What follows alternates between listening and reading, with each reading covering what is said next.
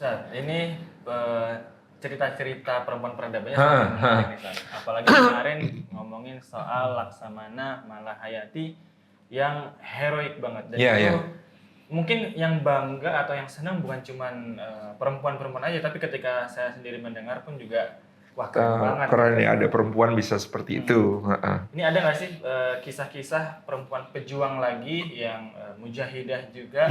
Yang bisa membangkitkan semangat kita dan juga menghidupkan kembali ruh-ruh harapan juga buat kita nih umat Islam dan secara umum dan buat para perempuan secara khusus terkait dengan perjuangan dan juga sikap-sikap pantang menyerah itu. Iya, kemarin kita membicarakan tentang seorang sultanah Syafiatuddin, dan kita juga membicarakan seorang Laksamana Malahayati. Nah, kali ini kita membicarakan seorang yang merupakan gabungan dua-duanya. Wow, sultanah dan juga sultanah dan seorang panglima perang yang sangat hebat. Nah, dia ini putri seorang Sultan Demak, Sultan Trenggono alias Sultan Mukmin, yang kemudian bertahta di Demak pada kira-kira tahun 1521 1549. Nah, putri ini waktu kecilnya bernama Ratna Kencana. Nah, kemudian dia dinikahi oleh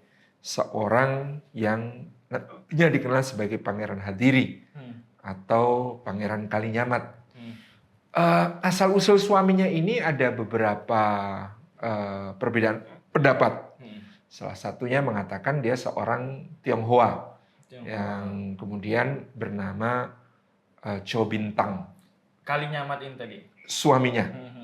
Chow Bintang ini bersama ayahnya namanya Chua Ahguan datang dari Tiongkok menjadi saudagar di pelabuhan Jepara, kemudian mendirikan satu desa dagang namanya Desa Kalinyamat.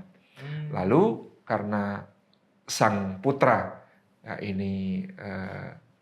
yang bernama Chow Bintang ini sangat menonjol, intelektual dan menjadi penganut Muslim, Tionghoa Muslim yang terkemuka, maka kemudian dia berhasil menikahi Ratna Kencana binti Sultan Trenggono dan akhirnya kemudian mendapat gelar Pangeran Hadiri atau Pangeran Kalinyamat. Nah, versi kedua mengatakan Pangeran Hadiri ini nama aslinya adalah Pangeran Thoyyib dari Kesultanan Aceh.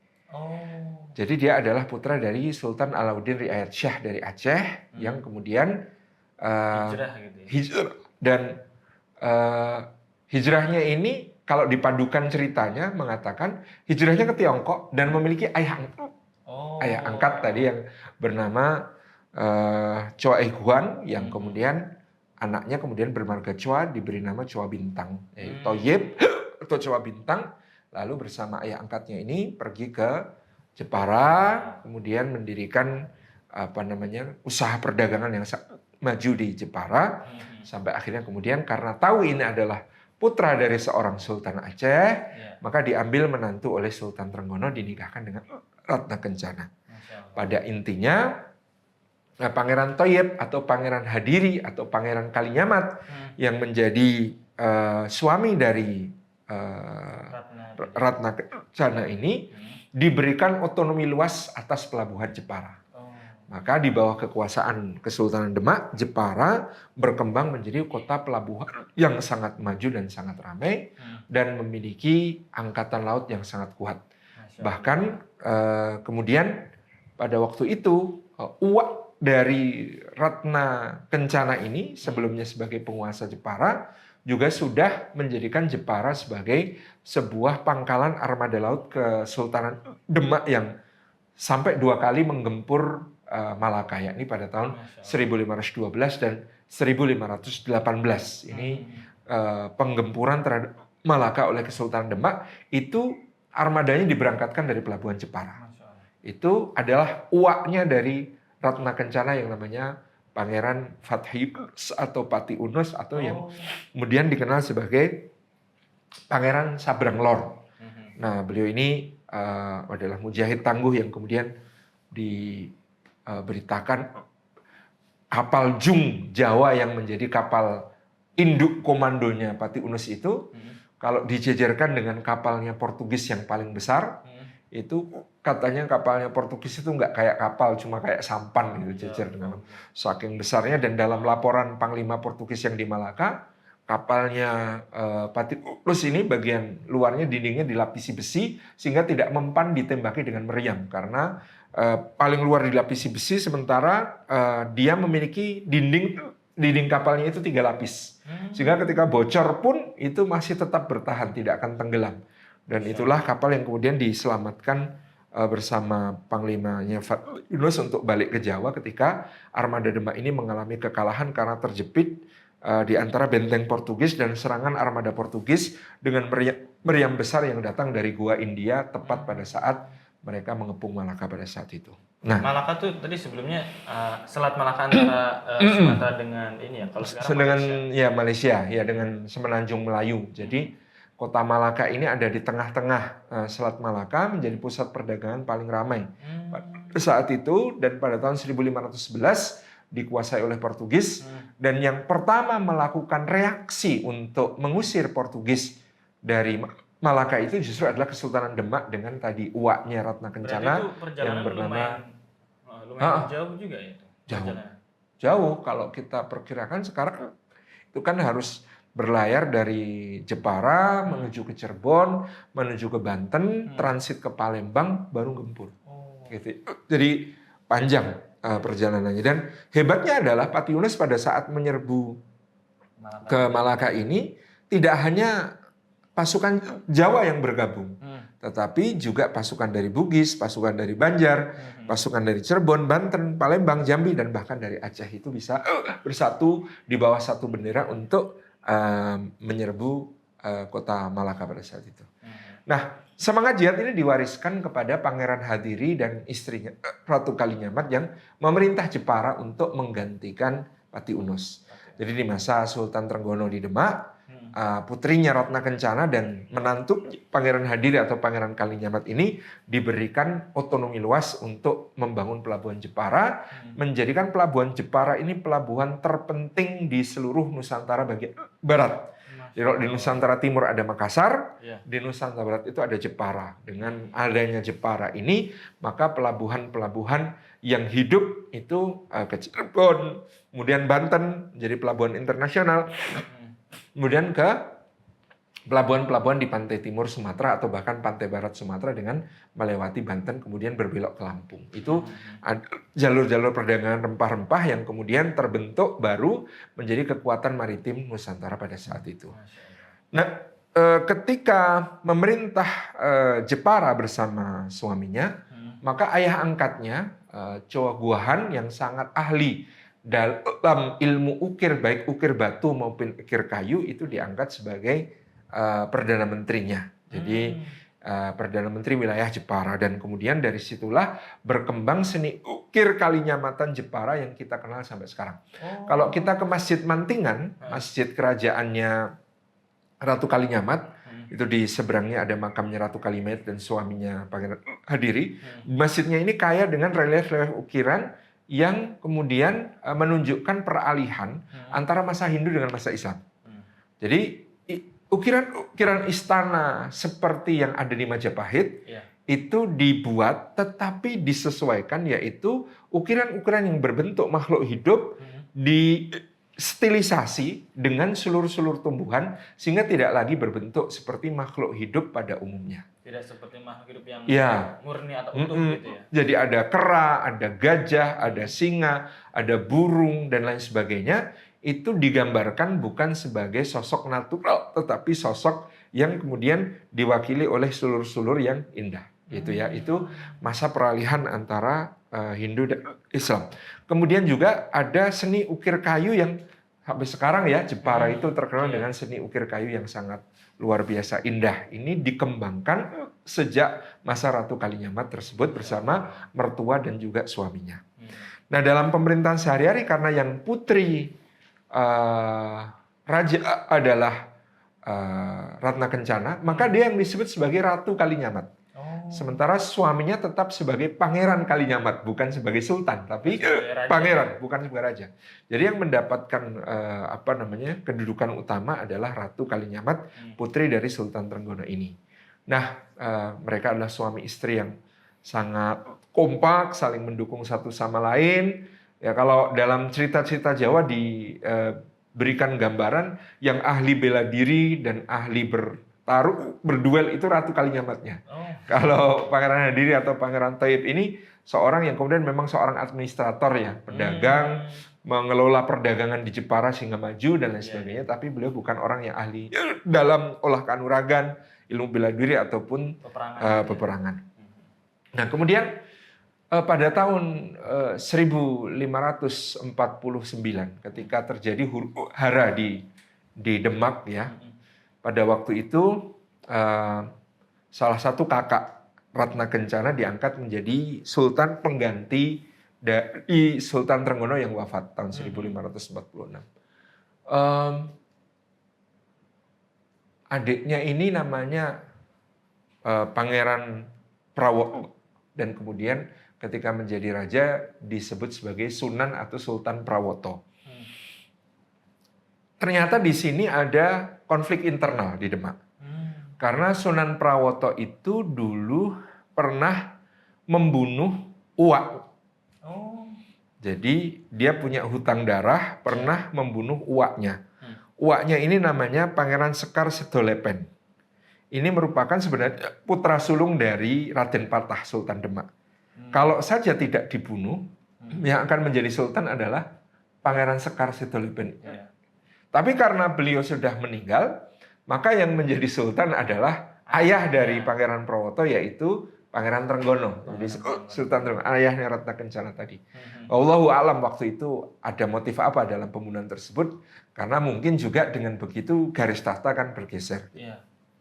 Nah, karena hal ini maka putra Pangeran Sekar Sedolepen namanya Arya Penangsang yang yatim sejak kecil akhirnya menuntut kisos, menuntut balas. Sayang tidak melalui sebuah proses di dalam mahkamah, tetapi dia langsung mengirim pembunuh bayaran untuk membunuh Pangeran Prawoto, untuk membunuh Sultan Prawoto. Nah, pembunuhan terhadap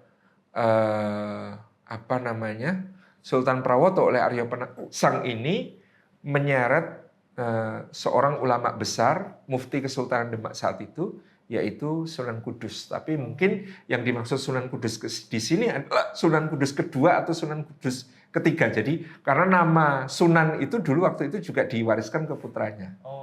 Jadi bukan Sunan Kudus yang mengawali dakwah Wali Songo, tapi inilah Sunan Kudus kesekian yang kemudian menghentikan kedudukan secara turun-temurun.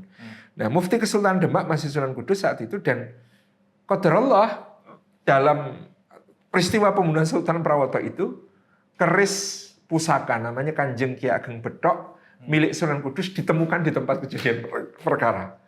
Oh, kerisnya milik Sunan Kudus. Bukan si Sultan Pangeran yang yatim itu tadi ya. Iya. Jadi di situ kok ini ditemukan ini, sehingga pada waktu itu kemudian ada yang mengatakan nama kerisnya ada Kanjeng Kiai Syekh Tan Kober. Syekh Tan Kober salah tulis sebagai setan ya, ini maksudnya Syekh Tan Kober, kasih yang tak sampai gitu. Nah, keris ini menjadi satu bukti. Ya, jelas ini adalah kerisnya Sunan Kudus diberikan kepada anak murid kesayangannya yang namanya Arya Penangsang dipakai untuk pembunuhan Sultan Prawoto. Nah, keris itu oleh Ratu Kalinyamat dan suaminya Pangeran Hadiri dibawa ke Kudus untuk menuntut keterangan dan menuntut keadilan. Ini kakak saya terbunuh, dia adalah Raja Demak. Kok pusaka Kanjeng Sunan Kudus, Kanjeng Kiai Setan Kober ditemukan di sana, dan tersangka utamanya adalah Arya Penangsang yang menuntut balas, gitu ya. Nah, di situ Sunan Kudus ternyata memihak Arya Penangsang dengan mengatakan itu adalah sah karena itu adalah sebuah kisos dan sebenarnya yang berhak atas tata Demak adalah Arya Penangsang. Wow. Itu yang dikatakan oleh Sunan Kudus. Karena ya tadi karena jalur garis laki-laki tertua, bapaknya dibunuh ketika belum sempat naik tahta, dan sekarang dia mengkisos pembunuhan itu, tapi ini membuat terjadinya huru-hara karena yang dikisos adalah seorang raja. Dan bukan pangeran lagi. Bukan pangeran lagi, seorang raja dikisos dan tidak melalui proses mahkamah. Jadi meskipun itu mungkin tadi karena mendapatkan fatwa dari Sunan Kudus bahwa ini adalah Nah, Ratu Kalinyamat dan suaminya kecewa karena pembunuhan ini membuat negara berada dalam kondisi yang sangat genting. Akhirnya mereka mencoba pulang dari Kudus ke Jepara. Di tengah perjalanan ternyata para pembunuh bayaran yang disewa Arya Penangsang menyerang rombongan Ratu Kalinyamat ini. Jadi serangan ini luar biasa sampai kemudian Pangeran Hadiri atau Pangeran Thoyib gugur.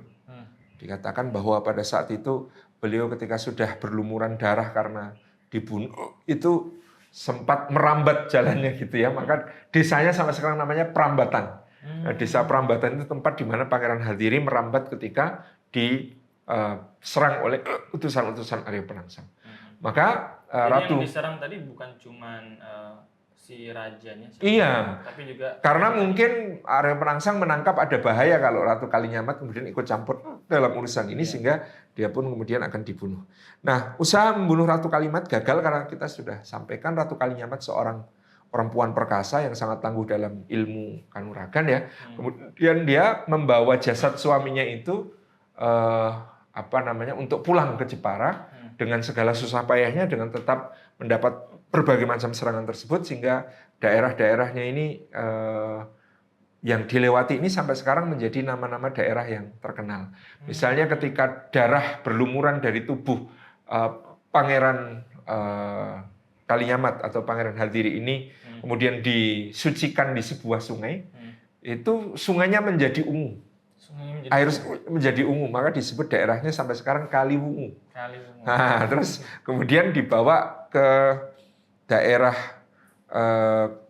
Kalinyamat, itu melewati satu daerah di mana bau mulai tercium dari jenazah beliau, maka sampai sekarang daerahnya disebut Purwogondo. Purwo itu mulai, Gondo itu berbau.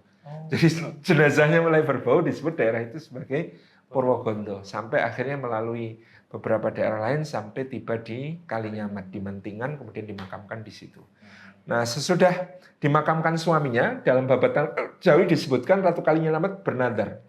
Saya tidak akan memakai pakaian sebelum saya menjadikan kepala Arya Penangsang sebagai keset, sebagai alat untuk membersihkan kaki saya. Wah, ini ini dia menuntut kisos juga, karena kalau katakanlah pembunuhan Sunan Prawoto itu kisos, loh suami saya salah apa kok ikut dibunuh, sehingga saya juga berhak dong menuntut kisos gitu.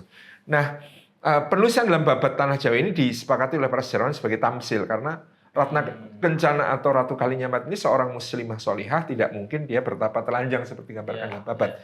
Makna bertapa telanjang itu adalah meninggalkan segala keduniawian. Dia tidak menggunakan atribut-atribut mewah, tidak menggunakan pakaian-pakaian yang mahal. Dia benar-benar melaksanakan hidup yang asketik, hidup yang sangat zuhud, meninggalkan semua kemewahan dunia demi berjuang juga nanti, karena kita akan lihat catatan Portugis yang luar biasa tentang Ratu Kalinyamat ini. Sampai akhirnya kemudian Ratu Kalinyamat bersekutu dengan menantu Sultan Trenggono, jadi kakak ipar, yang bernama Adipati Hadiwijaya dari Pajang. Mereka bersekutu untuk kemudian akhirnya bisa mengalahkan Arya Penangsang, sehingga Kesultanan Demak ini kembali damai Iya. dengan hilangnya gangguan Arya Penangsang. Maka pada saat itu Ratu Kalinyamatlah yang melantik Sultan Hadiwijaya sebagai Raja Baru Demak.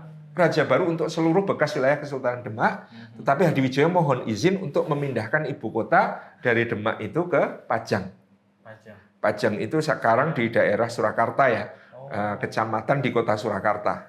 Itu wilayah Pajang. Jadi ibu kotanya pindah dari Demak ke Solo. Waktu itu wilayahnya digeser. Nah, dengan berakhirnya perang dengan Arya Penangsang ini, Kesultanan kembali damai dan diubah namanya menjadi Kesultanan Pajang dengan pemimpin Sultan Hadiwijaya. Sedangkan Sultan Hadiwijaya kemudian memberikan kekuasaan otonomi luas kepada Ratu Kalinyamat atas daerah-daerah pesisir, yaitu Jepara, Demak, Kudus. Itu kemudian menjadi wilayahnya Ratu Kalinyamat untuk diperintah oleh beliau. Dan otonomi khusus dan luas sehingga beliau sangat mengendalikan perdagangan di pantai utara ini, menjadikan wilayahnya Kadipaten Jepara menjadi kaya raya ini, membuat beliau meneruskan cita-cita dari para penguasa Jepara sebelumnya, yaitu Pati Unus dan suaminya Pangeran Hadiri untuk berjihad melawan Portugis. Pada tahun 1550, Sultan Ali Mogayat Shah dari Aceh mengajukan proposal kerjasama penggempuran Portugis di Malaka. Dan ini diajukan ke Ratu Kalinyamat karena tahu ini penerus Pati Unus, penerus pangeran yang sudah berjihad di Malaka. Akhirnya Ratu Kalinyamat itu mengirim 200 kapal. 200 kapal untuk membantu persekutuan Aceh Melayu dengan pasukan Jawanya yang terkenal kuat. Dan Masya Allah ya, dalam pertempuran di Malaka dicatat oleh Portugis, ketika persekutuan Melayu dan pasukan Aceh itu sudah bubar, kalah, pasukan Jawa itu tetap bertahan di Malaka.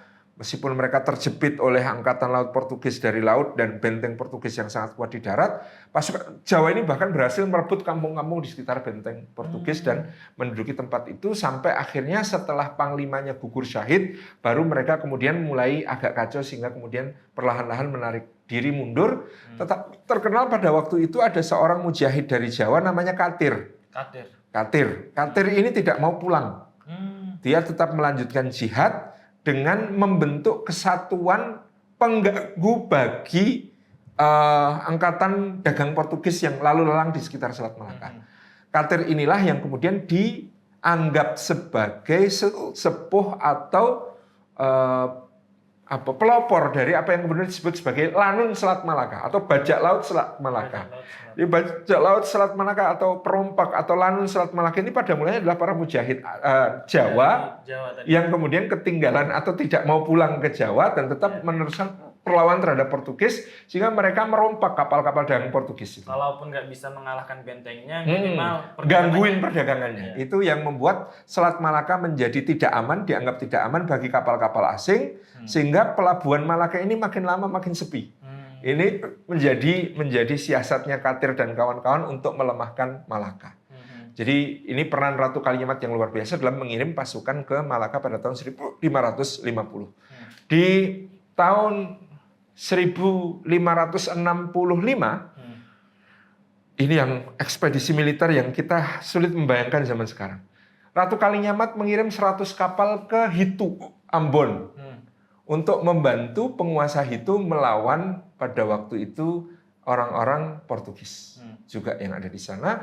Dan armada yang dikirim ke Hitu ini berjaya, membuat Portugis itu dihancurkan armadanya di Hitu dan Ambon oleh armada Ratu Kalinyamat dari Jawa. Jadi kita bisa membayangkan ya, dari Jepara ngirim pasukan sampai ke Hitu, ke Ambon, ke wilayah timur. Dan ini tidak mungkin terjadi tanpa Ratu Kalinyamat ini memiliki hubungan yang sangat baik dengan kesultanan-kesultanan di seluruh wilayah yang dilewatinya. Gitu ya. Jadi ini menunjukkan kedikdayaan Jepara pada waktu itu yang luar biasa di dalam menjaga wilayah Kepulauan Nusantara. Di tahun 1573 Sultan Aceh Alauddin Riayat Shah mengirim utusan untuk meminta bantuan lagi kepada Ratu Kalinyamat. Nah, ada cerita menarik ini qadarullah. pada delegasi yang pertama, utusan Sultan Aceh ini dianggap sangat angkuh dan sombong ketika meminta bekerja sama, sehingga salah satu putra angkat Ratu Kalinyamat namanya Arya Pangiri. Arya Pangiri ini anaknya Sunan Prawoto. Oh, anaknya Sunan Prawoto. Dan nanti diambil menantu oleh Sultan Hadiwijaya. Nah, Arya Pangiri ini seorang pangeran yang memang agak gegabah di dalam tindakan-tindakannya karena tidak bisa menahan emosi atas apa yang disampaikan utusan Aceh. Utusan Aceh ini malah dibunuh sama Arya Pangiri. Jadi qadarullah waktu itu kemudian kerjasama tidak terjalin, tetapi karena ada permintaan lagi maka Ratu Kalinyamat mengabulkan dengan mengirim lebih dari 15.000 pasukan Jawa bergabung untuk kemudian ikut dalam gempuran ke Malaka. Di tahun itu ternyata ketika armada Jawa yang terlambat ini gara-gara konflik antara Arya Pangiri dengan utusan Aceh tadi, ini terlambat sampai ke Malaka, sehingga ketika sampai ke Malaka ternyata pasukan Melayu, pasukan Aceh sudah ditarik mundur, sudah kalah. Aduh, ini gimana ini? Terus akhirnya kemudian pasukan Jawa ini ternyata meskipun sekutunya sudah mundur, dia tetap melakukan perang dengan Portugis. Dan diceritakan perang saat itu dahsyat sekali, sehingga lebih dari 2/3 pasukan Ratu Kalinyamat itu gugur syahid di Malaka pada saat itu. Yang kembali ke Jepara tidak sampai 1/3 dari pasukan yang berangkat. Jadi kedikdayaan yang luar biasa ini membuat Portugis menyebut Ratu Kalinyamat sebagai mawar laut utara. Di seluruh wilayah kepulauan Nusantara namanya sangat harum. Dia kemudian dalam catatan-catatan Portugis disebut sebagai Rainha de Japora Senora Federica Grani Gededame. Nah, artinya itu seorang ratu Jepara yang sangat pemberani dan tangguh, dan dia seorang wanita yang bijaksana dan mulia, kaya raya, bijaksana dan mulia memimpin negaranya. Ini julukan Portugis untuk Ratu Kalinyamat yang menunjukkan betapa besarnya pengaruh Ratu Kalinyamat dalam menjaga wilayah Nusantara pada saat itu dari penjajahan. Dan tadi sudah kita ceritakan, Ratu Kalinyamat ini tidak sempat memiliki putra kandung dengan Pangeran Hadiri, sehingga dia punya 3 putra angkat. Oh, putra angkat ya. Ya, yang pertama adalah Pangeran Ranggajumena. Pangeran Ranggajumena atau Rangga Timur itu adalah putra bungsu Sultan Trenggono yang ketika Sultan Trenggono wafat masih kecil. Jadi ini adik bungsunya Kalinyamat. Itu kemudian diangkat sebagai putranya. Kemudian tadi Arya Pangiri, keponakan ya, putranya Pangeran atau Sultan Prawoto, itu juga dirawat oleh Ratu Kalinyamat. Kemudian yang ketiga, dia punya seorang putra angkat lagi yang merupakan anak dari saudarinya. Salah satu putri Sultan Trenggono yang dinikahi oleh Maulana Hasanuddin Raja Banten. Jadi namanya kemudian disebut sebagai Pangeran Arya Jepara. Pangeran Arya Jepara ini yang sangat disayangi oleh Ratu Kalinyamat. Nah, pada sekitar tahun 1580 di Banten ini terjadi kekosongan tahta karena Maulana Yusuf, putra Maulana Hasanuddin wafat, sementara putranya masih kecil. Maka Arya Jepara ini kemudian menuju ke Banten untuk mengambil tahta Banten, gitu ya, merasa berhak kan. Dia juga putra Maulana Hasanuddin. Dia menuju Banten, tapi sayang dia ditolak dan pasukannya dikalahkan oleh pasukan Perdana Menteri Banten pada saat itu, Mangkubumi Rana Manggala, sehingga dia harus kembali pulang ke Jepara gitu. Jadi ini putra-putra angkat dari Ratu Kalinyamat. Jadi kita melihat di sini putra-putra angkat dari Ratu Kalinyamat ini juga luar biasa. Ranggajumena nantinya akan menjadi Bupati Madiun. Kemudian akan menjadi mertua dari Panembahan Senopati Raja pertama Mataram. Wow. Ranggajumena ini penguasa Madiun dan menjadi mertua dari Panembahan Senopati Raja Mataram. Kemudian Arya Pangiri, menantu Sultan Hadiwijaya dari Pajang, nanti menggantikan Sultan Hadiwijaya sebagai Raja Pajang dengan gelar Sultan Ngawantipura, tapi kemudian dia dikalahkan oleh Pangeran Benowo, putra asli ya, putra kandung dari Sultan Hadiwijaya. Karena pada mulanya Arya Pangiri ini diangkat menjadi Sultan Pajang. Hanya saja dia tadi karena kurang kompeten ya, ternyata terjadi kemerosotan kesejahteraan di Pajang, ditambah lagi kemudian dia mengutamakan orang-orang pesisir untuk menduduki jabatan penting, sehingga orang-orang yang asli pedalaman Pajang tersingkir. Nah, akhirnya kemudian Pangeran Benowo bekerja sama Panembahan Senopati menggulingkan Arya Pangiri yang kemudian dibuang kembali ke Demak gitu. Kemudian yang tadi Arya Jepara juga menjadi seorang pangeran yang hebat yang hampir-hampir bisa mengambil alih Banten meskipun tidak jadi gitu ya. Ini seorang mujahidah, seorang ratu, seorang laksamana sekaligus seorang pendidik pangeran-pangeran di sekitarnya yang menjadi putra-putra angkatnya. Masya Allah, luar biasa. Kalau kita belajar sejarah tuh ada banyak sekali pelajaran yang bisa kita ambil, apalagi kalau misalnya kita semakin detail-detailkan bagaimana misalnya tadi Ratu Kalinyamat bisa sampai seperti itu. Mungkin sebagian perempuan atau sebagian dari kita menganggap itu ada faktor privilege juga. Memang ada pastinya ya, cuma tidak semua yang mendapat privilege bisa memanfaatkan privilege-nya, dan tidak semua yang tidak punya privilege tidak ada kesempatan untuk mengembangkan diri. Pasti ada ruang-ruang yang memungkinkan bagi dia untuk mengembangkan diri menjadi orang-orang hebat, insya Allah.